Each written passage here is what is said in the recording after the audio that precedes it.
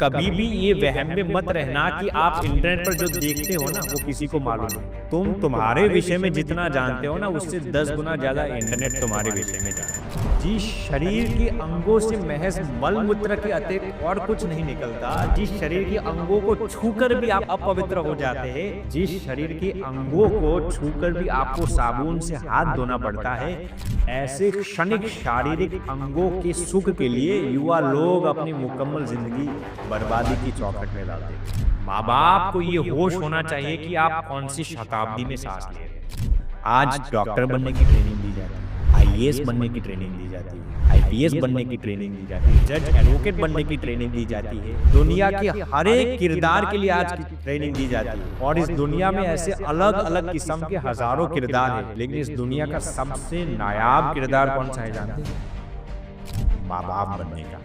और कम नसीब आज माँ बाप बनने की ट्रेनिंग बहुत कम दी जाती है। और यदि कोई उसकी ट्रेनिंग देता हो तो माँ बाप उस ट्रेनिंग को लेने के लिए भी तैयार है। तुम बायोलॉजिकली पेरेंट्स बन गए, इसका अर्थ ये नहीं तुम साइकोलॉजिकली मैच्योर बन गए।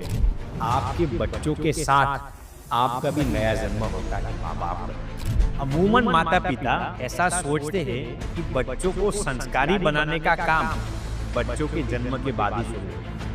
ये 100% गलत बात है। कुछ माता पिता इससे भी आगे सोच लेते हैं कि बच्चों को संस्कारी बनाने का काम माता के गर्भ से शुरू हो जाता है, जिसको हम गर्भ संस्कार कहते हैं। ये भी 100% सही नहीं। हमारे सनातन वैदिक ग्रंथ और आज का कंटेम्पररी रिसर्च ये कहता है कि आपके बच्चे भविष्य में संस्कारी होंगे या नहीं वो तभी सुनिश्चित हो जाता है जब आप शादी से पहले अपने जीवन साथी को ढूंढना शुरू कर देते हैं। स्त्री और पुरुष आज अक्सर इसी बुनियाद पर अपने जीवन साथी को पसंद करते हैं जिसकी अमीरी का लाभ कैसे उठाया जाए। अरे भैया ये रूप रंग का सौदा ज्यादा से ज्यादा 3 से 5 साल चलेगा। उसके बाद तो आपको उसकी सोच, आदत, आचरण और व्यवहार के साथ ही जीना पड़ेगा ना। फिर किसके साथ चुमा चाटनी करने के लिए जाओगे? जब भी आप अपने जीवन साथी को पसंद करते हैं ना, तब कभी भी ये मत सोचिए कि ये स्त्री, ये महिला मेरे पत्नी बनने के लायक है या नहीं। कभी भी ये मत सोचिए कि ये पुरुष मेरा पति बनने के लायक है या नहीं, बल्कि ये सोचिए कि ये स्त्री या ये महिला हमारे भावी बच्चे की माता बनने के लायक है। आप ये सोचिए कि ये पुरुष हमारे भावी बच्चे का पिताजी बनने के लायक है। अपने जीवन साथी को पसंद करने से पहले हजारों मर्तबा ये सोचिए क्या इस इंसान की सोच, आदत, आचरण और व्यवहार हमारे भावी बच्चे के लिए ठीक होगी या नहीं। कि आपको जीवन साथी पसंद करने की आजादी है, लेकिन आपके बच्चों को माँ बाप पसंद करने की आजादी नहीं है। कब तक हम समाज में एक से एक घटिया लंगूर पैदा करते रहे? समाज में आज ही लंगूर लिमिटेड कंपनी को बंद करने की जरूरत है। तो मैं आपको गारंटी के साथ कह सकता हूँ, यदि आप भगवान को प्रेम करते हैं ना, आप कोई भी किरदार को निभाने में 100% सफल ही हो।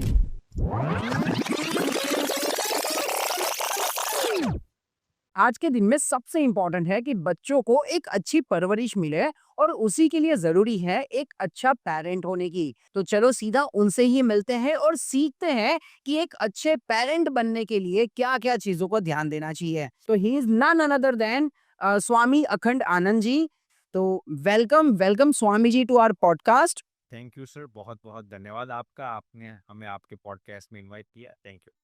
स्वामी जी, एक क्वेश्चन हर किसी के मन में रहता है, जो हमारे व्यूअर देख रहे हैं उनके मन में भी होगा कि एक संत, एक साधु जो कभी पेरेंट नहीं बने, वो पेरेंटिंग के ऊपर कैसे नॉलेज शेयर कर सकते हैं?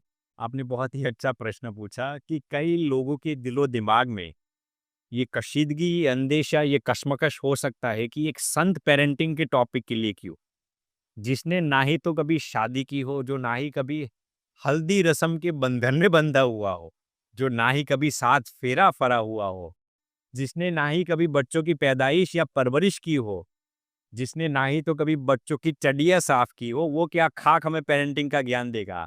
आपका तर्क 100% सही है। लेकिन अब मैं आपको सामने एक सवाल पूछना चाहूंगा। इस दुनिया में कोई भी इंसान मृत्यु के विषय में बातचीत करता है, उसको क्या मृत्यु का अनुभव है?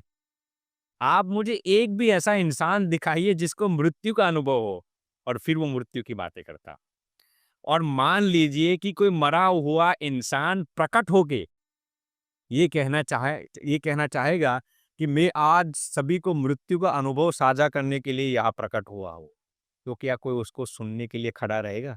सबसे पहले उसके करीब के लोग ही उसको देख के भाग जाएंगे, उसको देखते ही छक्के छूट जाएंगे, आगे पीछे दोनों जगह से एक साथ पैंट गीली हो जाएगी।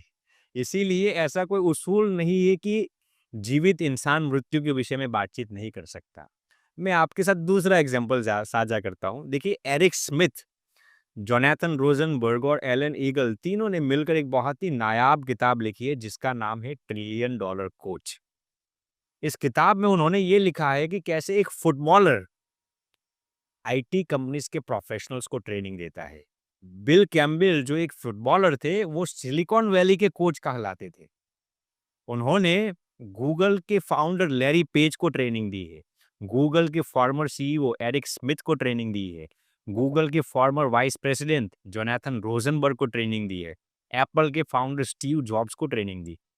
अब आप वापो कीजिए कि वो Steve Jobs, Larry Page, Alan Eagle, Jonathan Rosenberg को ट्रेनिंग में क्या सिखाते होंगे।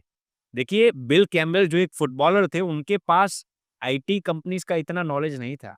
आईटी कंपनीज के सेल्स मार्केटिंग के विषय में भी इतना नॉलेज नहीं था उनके पास। फिर भी वो दुनिया की श्रेष्ठ आईटी कंपनीज के सर्जन में उन्होंने सहायता की है। वो अपनी ट्रेनिंग में क्या सिखाते थे जानते हो?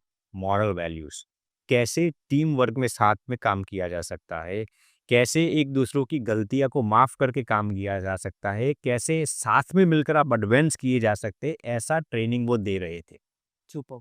फिर भी उन्होंने दुनिया की टॉप आईटी कंपनीज के सर्जन में सहायता की है। सुपर। तो मेरा कहने का तात्पर्य ये है कि ऐसा कोई उसूल नहीं है कि एक फुटबॉलर आईटी प्रोफेशनल्स को ट्रेन नहीं कर सकते।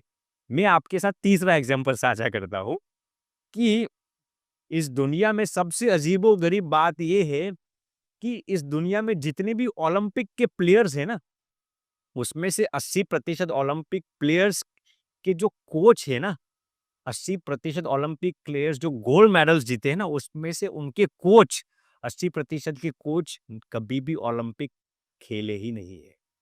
ग्रेट। आप विचार करते होंगे, ओलंपिक गोल्ड मेडलिस्ट के कोच 80% ओलंपिक खेले ही नहीं, वो नॉन ओलंपिक बैकग्राउंड में से आ रहे थे। फिर भी उन्होंने अपने प्लेयर्स को ओलंपिक का गोल्ड मेडल जिताया। कैसे?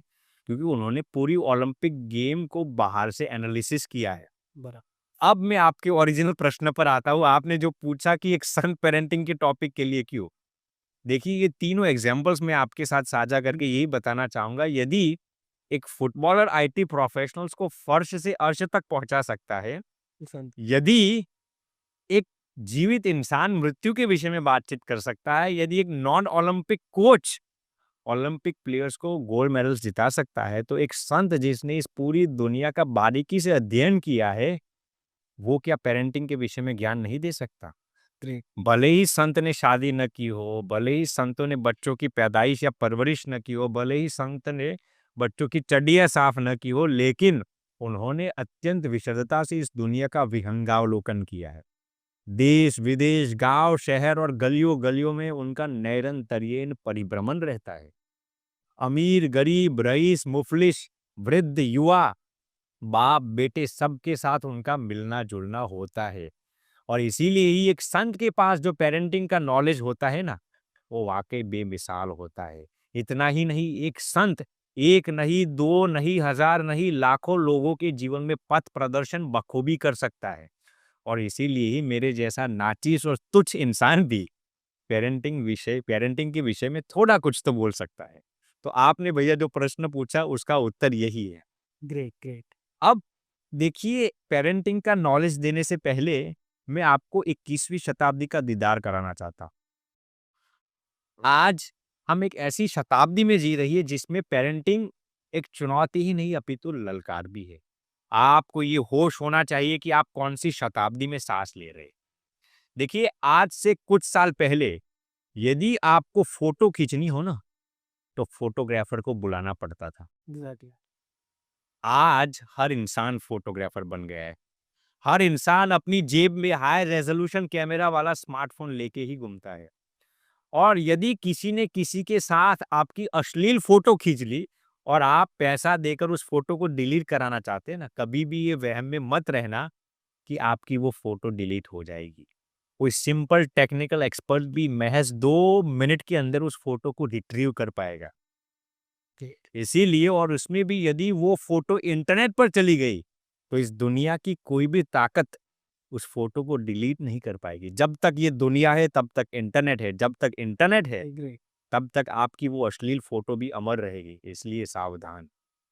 इससे भी आगे मैं आपको बताना चाहूंगा, आज हम उस शताब्दी के गवाह है जिस शताब्दी में टेलीविजन, स्मार्टफोन्स, इंटरनेट और सोशल मीडिया का आधिपत्य है। आज इंटरनेट ने पूरी कायनात को झकझोर दिया है। इंटरनेट पर आज कई ऐसे पिशाच बैठे, कई ऐसे साइबर ठग बैठे हैं जो आप पर लगातार निगरानी रखते हैं। आप कौन से समय पर इंटरनेट पर जाते हो, कितना समय इंटरनेट पर बिताते हो, आप कौन सी वीडियोस देखते हो, आप कौन सी किस्म की लड़कियों को इंटरनेट पर ताकते हो ना, सब इंटरनेट आपकी हर हसरत, हर ख्वाहिश और हर वासना को इंटरनेट बखूबी जानता है। आप यूट्यूब पर जो जो वीडियोस को देखते हैं ना, उसी के आधार पर यूट्यूब आपको रिलेटेड वीडियोस दिखाता है। इसीलिए कभी भी ये वहम में मत रहना कि आप इंटरनेट पर जो देखते हो ना वो किसी को मालूम नहीं। तुम तुम्हारे विषय में जितना जानते हो ना उससे 10 गुना ज्यादा इंटरनेट तुम्हारे विषय में जानता है। और इसमें मैं आपको एक दूसरा एग्जांपल साझा करना चाहूंगा। एक 18 साल का लड़का इंटरनेट पर 25 साल की कोई फॉरेन लड़की के साथ चैटिंग करता है। दोनों एक दूसरे को बखूबी जानते भी नहीं, थोड़े ही दिनों में उनकी वो चैटिंग मित्रता में तब्दील हो जाती। धीरे धीरे अभी तो दोनों एक दूसरे को बखूबी जानते भी नहीं, उनकी मित्रता प्रेम में तब्दील हो जाती। एक दिन वो फॉरेन लड़की इस लड़के को कहती है, यदि तू मुझे सच्चा प्रेम करता है ना तो तेरे सभी सोशल मीडिया अकाउंट्स के पासवर्ड्स मेरे साथ साझा कर। और ये मूर्ख गधा लड़का प्रेम, इश्क और मोहब्बत के नाम पर अपने सभी पासवर्ड्स उस फॉरेन लड़की के साथ साझा कर देता है। इंस्टाग्राम, सोशल मीडिया, सभी पासवर्ड्स। धीरे धीरे उनका प्रेम थोड़ा एडवांस होता जा रहा है। वो लड़की एक दिन कहती है, अब यार वीडियो, अब वो चैटिंग बहुत कर लिया, वीडियो चैटिंग पर बातचीत करेंगे। वो लड़की उस लड़के को कहती है, यार तू बहुत हैंडसम है, तू तेरा कपड़ा उतार, मैं भी मेरे कपड़े अब इंटरनेट पर उतारूंगी। ये गधा लड़का उस गधी का दीदार करने के लिए अपने आप को खुशकिस्मत समझकर अपने सभी कपड़ा उतारने लगता है। वो लड़की पूरे वीडियो को रिकॉर्ड कर लेती है। थोड़े ही मिनटों के पश्चात उस लड़के के फोन पर एक मैसेज आता है कि आज शाम तक $2000 इस अकाउंट में डिपॉजिट करवा लेना, वरना तेरे सभी न्यूड नंगे वीडियोस तेरे ही सोशल मीडिया अकाउंट्स के जरिए वायरल हो जाएंगे पूरी कायनात में। ये लड़का थिरथिराने लगता है, डर जाता है क्या होगा। कहीं न कहीं से 18 साल का लड़का $2000 का प्रबंध कर लेता है, उसको दे देता है। मामला यहाँ पर ख़त्म नहीं होता। थोड़े ही महीनों के पश्चात वो लड़की और भी डिमांड करने लगती है, देख इतना पैसा नहीं दिया तो तेरे सभी वीडियोस वायरल हो जाएंगे। वो लड़का कहीं न कहीं ने फिर से प्रबंध कर लेता है। लड़का आजीवन उस लड़की के द्वारा सेक्सुअली ब्लैकमेल किया जाता है, जिसको इंग्लिश में हम सेक्सटॉर्शन कहते हैं। देखिए, मामला यहाँ पर खत्म नहीं होता। जिस शरीर के अंगों से महज मल मूत्र के अतिरिक्त और कुछ नहीं निकलता, जिस शरीर के अंगों से मल और मूत्र ही निकलता रहता है, जिस शरीर के अंगों को छूकर भी आप अपवित्र हो जाते हैं, जिस शरीर के अंगों को छूकर भी आपको साबुन से हाथ धोना पड़ता है, ऐसे क्षणिक शारीरिक अंगों के सुख के लिए युवा लोग अपनी मुकम्मल जिंदगी बर्बादी की चौखट में डाल देते। इतना ही नहीं, मलाल की बात है कि युवा लोग इसके शिकार हो जाते हैं। इससे भी आगे दुख की बात तो ये है कि उस लड़के का बाप ऐसा समझता है कि मेरा जुन्नू मुन्नू इंटरनेट पर पढ़ाई करता है। आपका जुन्नू मुन्नू इंटरनेट पर पढ़ाई नहीं करता, वो इंटरनेट का शिकार हो गया है। जी। इससे भी आगे आज 1 या 2 युवा लोग इसके शिकार नहीं होते। हर दिन हजारों लाखों युवा लोग इसके शिकार हो जाते हैं। माँ बाप को इसके विषय में कुछ जानकारी भी नहीं है और ऐसे हजारों लोग आज के इस दौर में युवा लोग इसके शिकार हो जाते हैं।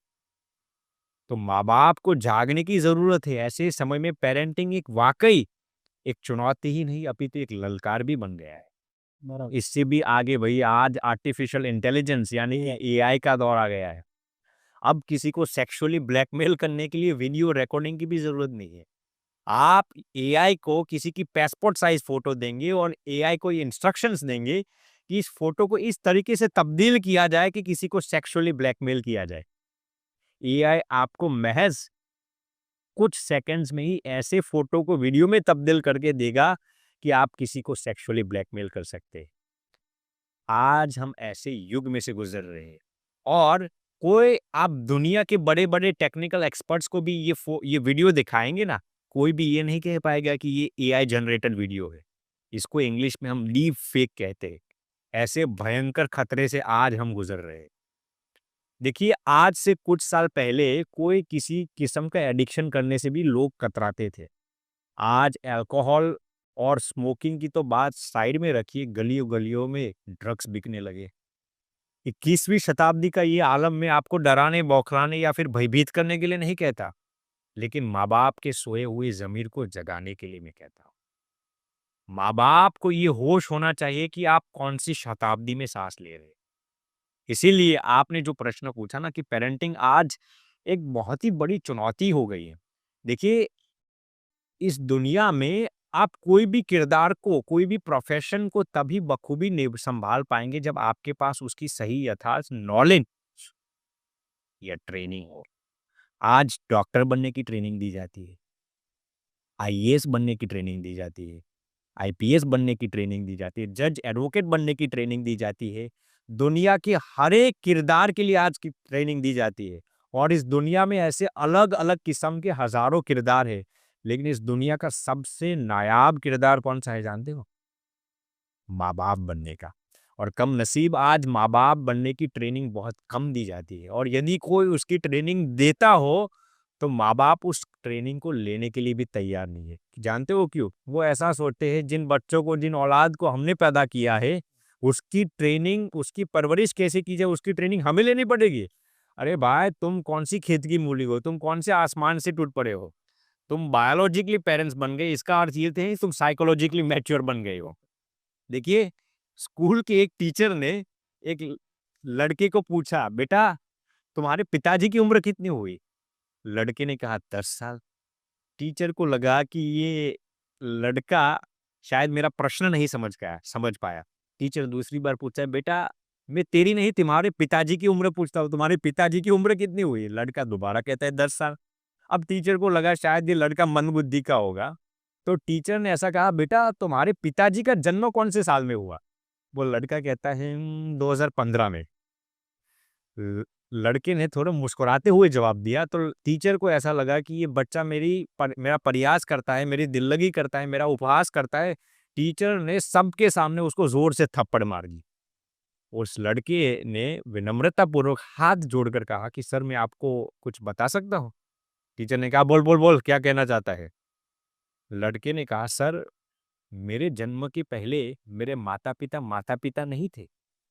मेरे जन्म के पहले मेरे माता-पिता महज़ एक स्त्री और पुरुष थे, एक पति और पत्नी थे। मेरे जन्म के बाद ही वो माता-पिता बने और मैं मेरे माता-पिता का इकलौता संतान हूँ, इसीलिए मेरे पिताजी की उम्र महज़ 10 साल की हुई। ये कहानी ने टीचर की आँखें तो खोल दी, लेकिन हर एक माँ-बाप की आँखें खोलने वाली ये कहानी है। भले ही छोटी कहानी हो, लेकिन हर एक माँ-बाप के सोए हुए ज़मीर को टटोलने वाली ये कहानी है।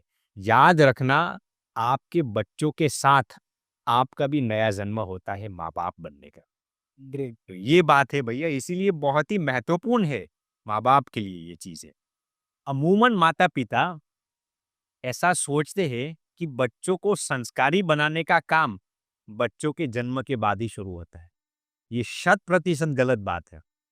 कुछ-कुछ माता-पिता इससे भी आगे सोच लेते हैं कि बच्चों को संस्कारी बनाने का काम माता के गर्भ से शुरू हो जाता है, जिसको हम गर्भ संस्कार कहते हैं। ये भी शत प्रतिशत सही नहीं है। हमारे सनातन वैदिक ग्रंथ और आज का कंटेम्पररी रिसर्च ये कहता है कि आपके बच्चे भविष्य में संस्कारी होंगे या नहीं, वो तभी सुनिश्चित हो जाता है जब आप शादी से पहले अपने जीवन साथी को ढूंढना शुरू कर देते हैं। जी हाँ, आपको ये बात अजीबो-गरीब लगेगी, लेकिन शत प्रतिशत सही है। देखिए, आप स्त्री हो या पुरुष, आप अपने जीवन साथी को पसंद करने से पहले ये तो सोचिए कि इस इंसान की सोच, आदत, आचरण और व्यवहार हमारे भावी बच्चे के लिए ठीक होगी या नहीं? क्या ये इंसान हमारे भावी बच्चे के आसपास होना चाहिए या नहीं? अपने जीवन साथी को पसंद करने से पहले हजारों बार ये सोचिए, इस इंसान का प्रभाव हमारे भावी बच्चे पर क्या होगा? इस इंसान का असर हमारे भावी बच्चे पर क्या होगा? अंधाधुंध होके प्रेम में पागल बनकर या फिर किसी के कहने से कभी भी अपने जीवन साथी को पसंद मत करना, वरना आप और आपके भावी बच्चे को पछताना पड़ेगा। इसीलिए बहुत ही ये महत्वपूर्ण है। लेकिन आज कम नसीब लड़की और लड़का दोनों अपने जीवन साथी में एक ही चीज ढूंढते हैं, ये मुझे कितना सुख दे पाएगा। दोनों एक दूसरे का दुरुपयोग करना ही जानते हैं। स्त्री और पुरुष आज अक्सर इसी बुनियाद पर अपने जीवन साथी को पसंद करते हैं। मजा आएगा, इसकी अमीरी का लाभ कैसे उठाया जाएगा। अरे भैया, ये रूप रंग का सौदा ज्यादा से ज्यादा 3 से 5 साल चलेगा। उसके बाद तो आपको उसकी सोच, आदत, आचरण और व्यवहार के साथ ही जीना पड़ेगा ना। फिर किसके साथ चुमा चाटनी करने के लिए जाओगे? इसीलिए महज 1-2 साल का विचार करके नहीं, जीवन भर का विचार करके अपने भावी बच्चों के विषय में सोचकर अपने जीवन साथी को आप पसंद कीजिए। देखिए, जब भी आप अपने जीवन साथी को पसंद करते हैं ना, तब कभी भी ये मत सोचिए कि ये स्त्री, ये महिला मेरे पत्नी बनने की लायक है या नहीं। कभी भी ये मत सोचिए कि ये पुरुष मेरा पति बनने के लायक है या नहीं। बल्कि ये सोचिए कि ये स्त्री या ये महिला हमारे भावी बच्चे की माता बनने के लायक है या नहीं।